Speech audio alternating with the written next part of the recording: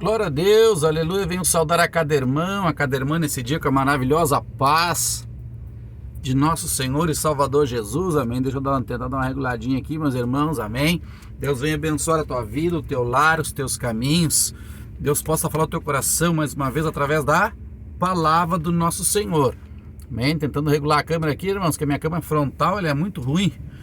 E a câmera de trás, ela traz melhor a imagem, amém. Que Deus abençoe a cada irmão que tem se chegado, aleluia, no canal, que tem se inscrevido. Eu vi que se inscreveu mais alguns irmãos ali, que Deus possa falar ao teu coração. Seja bem-vindo, que você possa ser abençoado pela palavra do nosso Senhor.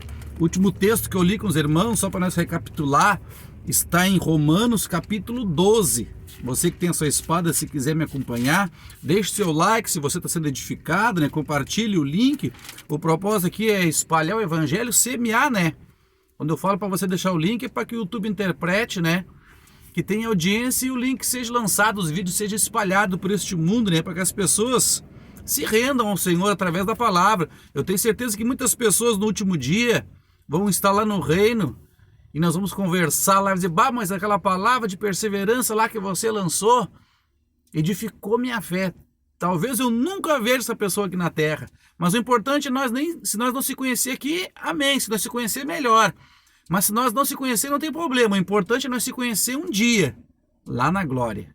Amém? Romanos 12, irmãos, eu expliquei bem sobre o pensamento, o que significa a palavra, aleluia, a palavra racional. Se você chegou agora no canal, veja uma pregação ou duas atrás para você entender, para não pegar, como se diz, o bonde andando, né?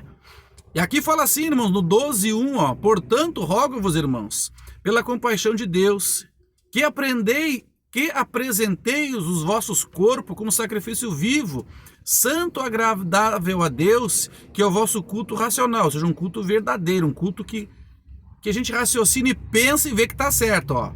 E diz assim na sequência, ó, no 2: e não vos conformeis com este mundo, mas transformai-vos pela renovação do vosso entendimento. Alguma tradução vai dizer pensamentos, né?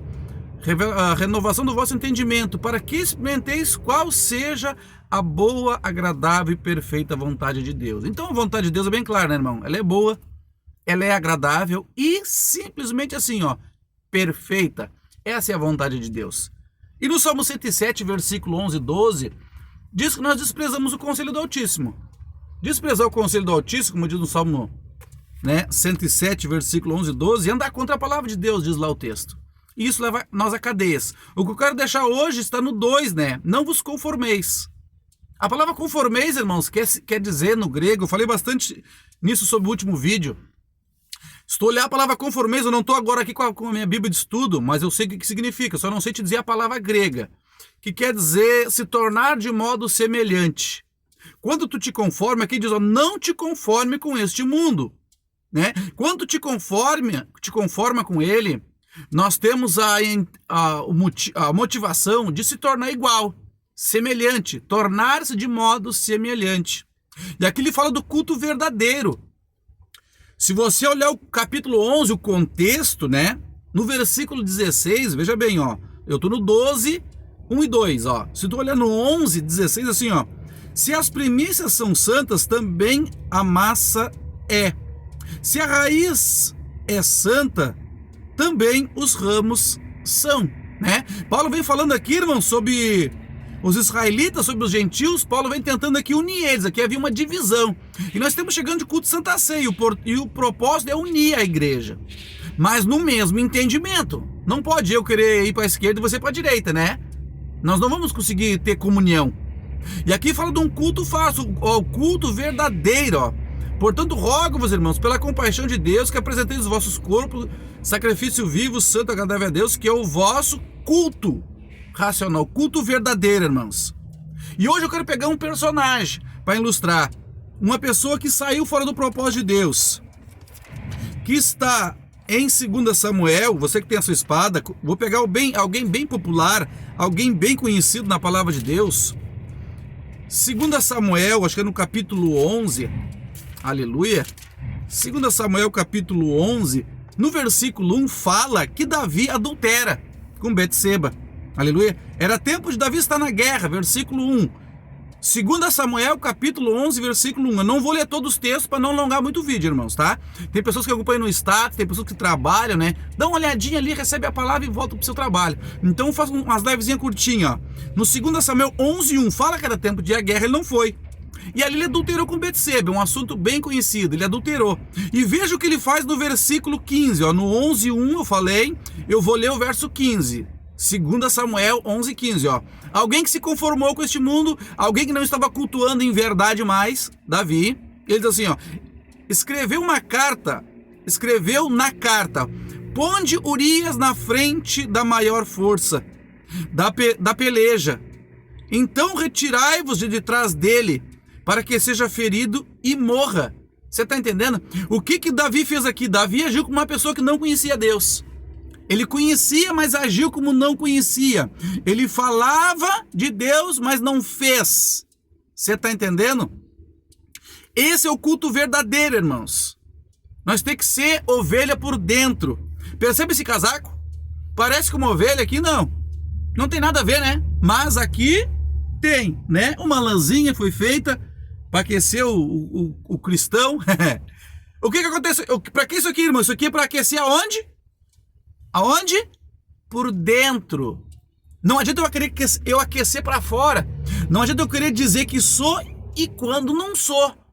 Nós temos que se examinar. Nós temos que ser crente por dentro primeiramente. Não adianta eu botar paletó e gravata e as irmãs botar uma saia lá no pezão lá, mas no coração a malícia, irmãos. Então o que Davi fez aqui? Ele se esfriou. Ele não estava cultuando em verdade, então ele matou Urias. E qual é que foi o maior erro dele aqui? O maior erro? Tentar esconder. Esse é o problema. Ele botou Urias, que era o marido de Betseba, na frente de uma batalha e mandou o povo sair da retaguarda, ó. Retirai-vos de trás dele, para que seja morto. Aqui Deus falou muito no meu coração há alguns anos atrás, irmãos. Quando Deus falou aqui, ó, não se retire de trás, fique na retaguarda. Ou seja, irmãos, se a raiz... O que eu li lá que Paulo disse? Se a raiz é santa, os ramos também são. Se por dentro eu sou ovelha, por fora eu tenho que ser no falar e no agir. Esse é o propósito quando a gente vai ceiar. Quando a gente ceia, examine-se homem a si mesmo antes de ceiar. Você está entendendo? Você está entendendo o que a palavra de Deus está dizendo para nós? Você está entendendo? Então aqui Davi errou. Ele era ovelha por fora, mas por dentro ele era um lobo. Nós temos que se aquecer por dentro. Faz frio aqui, eu estou em Rio Grande, frio, irmãos. E nós tentamos nos agasalhar, nós temos que ser ovelha por dentro. Não adianta eu querer ser ovelha por fora. Claro, tem que ser ovelha por fora, é óbvio, né? Mas eu digo, não adianta crescer por fora e por dentro, não. Então aqui Davi foi um homem que se apagou espiritualmente e começou a fazer o que era errado. Ele matou, adulterou, matou, perdeu a filha. Na sequência, a vitória está aqui no capítulo 12 de 2 Samuel. Tudo bem? No capítulo 12 de 2 Samuel, ó. Ele conta-se uma parábola para ele. Eu vou ler rapidinho aqui no 12, versículo 2, ó, de 2 Samuel, ó.